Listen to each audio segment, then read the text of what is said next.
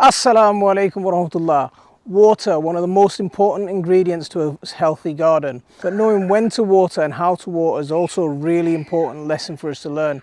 So in this video, what I'm going to do is I'm going to show you how I go about watering my garden, what times I choose to water, and the amount of water that I give to each plant. It's been an absolutely sweltering day, really hot. The sun's been beating down. We've not had a rain in these parts for a good few months. We've not had a proper rain. And for me, it feels like very much drought conditions. I've got some quite big healthy gourd plants behind me. So over here, I've got gourd plants climbing all over the top of me, and they're going to be growing up over the top. And we've got a couple that are planted in the ground. We've got one that was planted out just a little bit ago. I mean, we're coming into early evening, so the heat of that sun is starting to die down. And with all these gourd plants, they have really deep roots. So there's no point coming in with a plant like this and just giving it a shower over the top.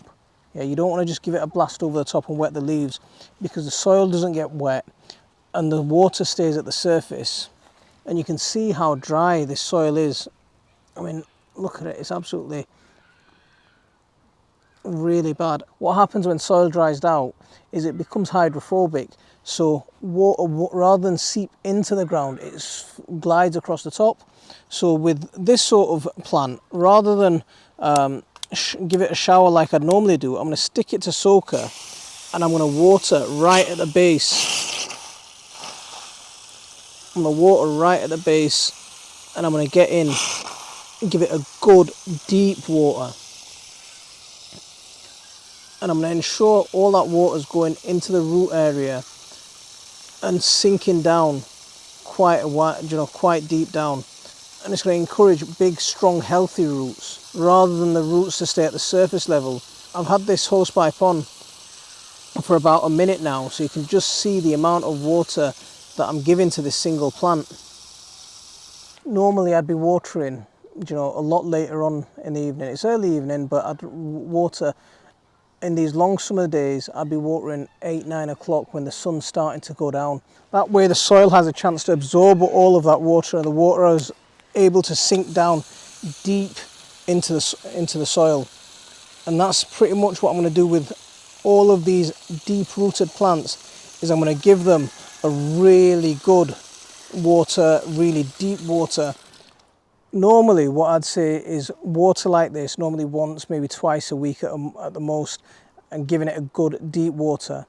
But with the weather that we're having at the moment and the dryness that we're experiencing at the moment, it hasn't rained for a good while.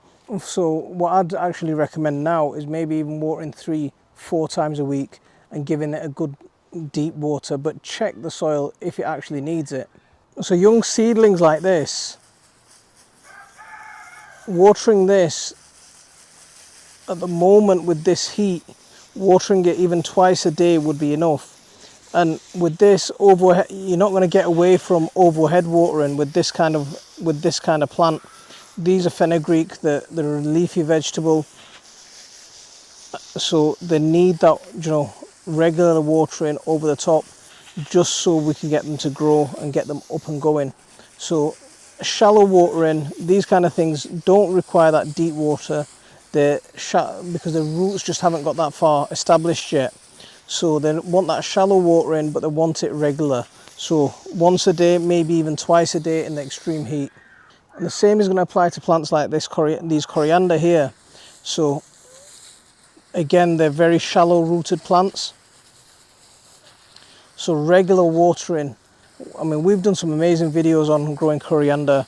I've got a lot of experience growing coriander.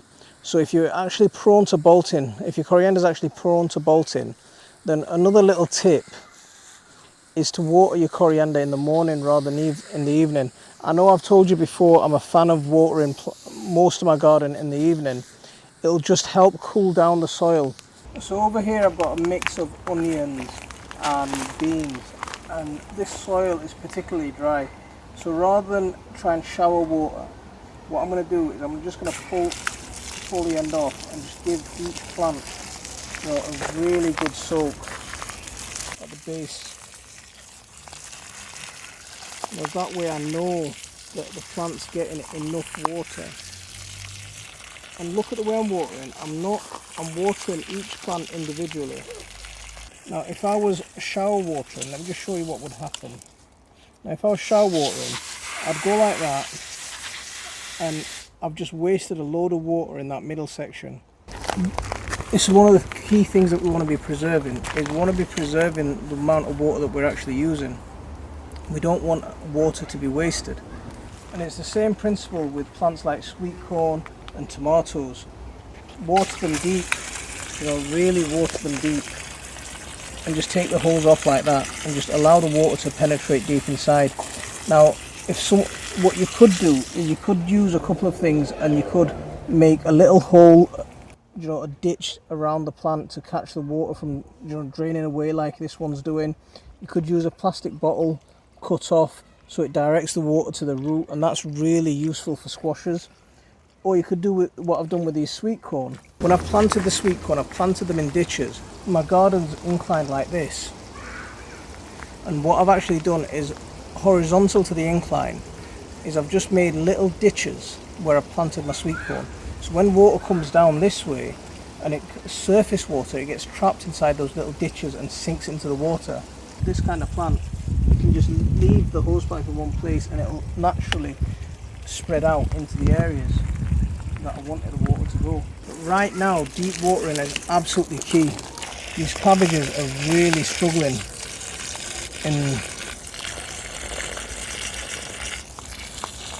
due to the lack of rain.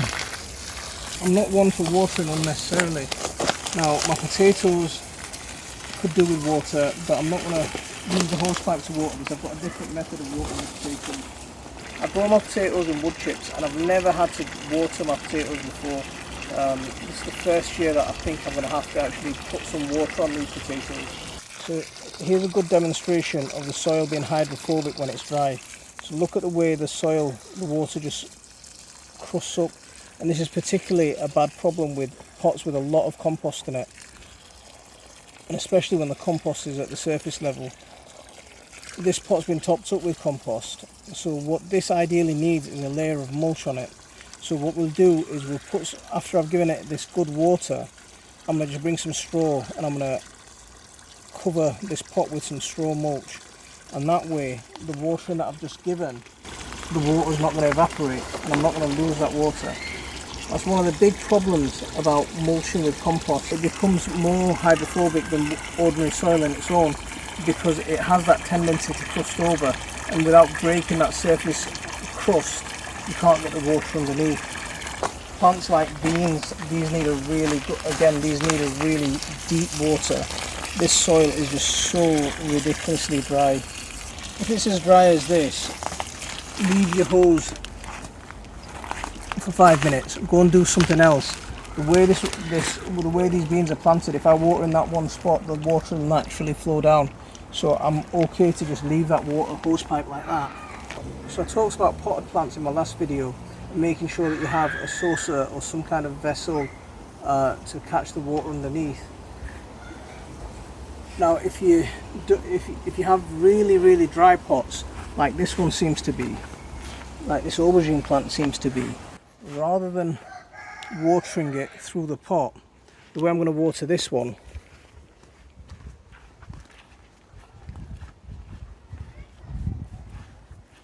is I'm going to put it in a bucket and I'm going to water into the bucket. Anything that drains off underneath, I'm going to catch that water and I'm going to be able to use that water for something else. Because what's going to happen is when you water plants like this, it's going to wash out a lot of the nutrients. The pot, if I just watered it, you can see the amount of water that's leaching through. All that water is turning browns. A lot of nutrients are water soluble, so they do get washed out. So when you're growing in pots like this, make sure you're catching that water, and then you've just got water with added nutrients in. Come and look at the water that I'm actually using. Leftover dishwater. So it's grey water. I've talked about using grey water quite a lot, and I'm a big advocate of using grey water for a number of reasons. One, it saves on using ordinary tap water, and that's going to be a big help, especially if a hosepipe ban comes, because in the UK we're coming up to drought conditions. So if a hosepipe ban does come, then if we're using grey water and we're in the habit of using grey water already, then we're not going to be affected too bad. So when we're talking about grey water, we're not talking about black water, we're not talking about water that's got pee and poo in it. We're talking about water from your kitchen sink or from your bath. Now, what that has in it, it has loads of oils from your cooking, it has loads of oils from your skin, it has dead cells in it, it has nutrients that have leached out from the food that you're eating, from the food that you're washing, all of that sort of thing. So it has plenty of good nutrition in it. Now, pouring that down the sink can end up, polluting river streams. It can pollute, it can go and cause problems further down the waterway. If you're near a stream or, a wild body of water, you might have to think a bit more about, especially the soap that you're using. But for us here in our closed system, we don't really have to worry about that sort of thing. So using that kind of grey water packed full of nutrients, it's free fertilizer. It's absolutely beautiful stuff. Now, you don't have to have a really fancy grey water collection system like you've seen my system before. It's just a bowl in my kitchen sink. I catch the water left over from my dishes in there. I have a bucket on my back step and I pour all the water into there and I carry it down the garden. And it gives me that exercise, so I'm building those muscles.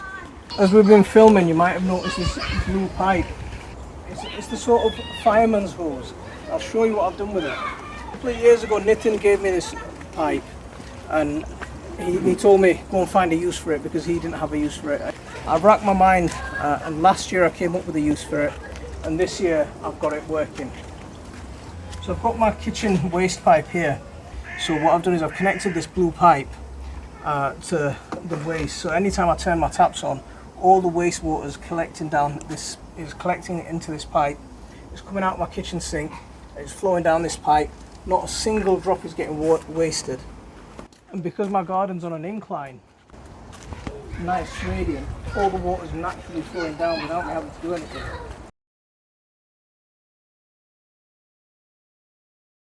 So here is where my pipe is emptying out at the moment, and I've got it's just emptying out, and I've got a deep layer of mulch on here, so the mulch is going to act like a grease trap and it's going to further help break down that mulch and feed my soil. But this bed is getting a nice layer of water and it's getting that trickle water that we're wasting, and it's getting watered directly at the base. So what I'll do is every day I'll come and move this pipe from one bed to the other. So it's been at this bed for long enough. Now I'm going to shift it over to my potato bed. I'm going to leave it there. Because watering plants like potatoes can take a real long amount, it can take a really long time, I can just leave this and I can allow my potatoes to be watered automatically, without me having to worry. They've wilted a little bit because of the extreme heat that we had, but it's not to worry. Potatoes are a really robust plant and they'll come back fine. The crop will still be good. So I'm just going to leave them like that. They'll be okay. So now that this aubergine's had a good chance to soak through, I can come in, I can take the plant pot out, I can take it out of its plant pot. If you've got a dish underneath to catch the water, that's great. But if you haven't got any dishes and you're worried about, and you're going to stand it on maybe concrete or something, rather than stand it on somewhere where the water's not going to be used, put your pot next to the base of a plant that you want to water. So I've got some flowers over here. Now all that water is just going to be, drain out, and it's going to go into the base and water this other plant here. You can use the same water more than once. Now that water in that bucket, I've got a chilli plant that needs watering. I'm just going to let that sit in there for a bit.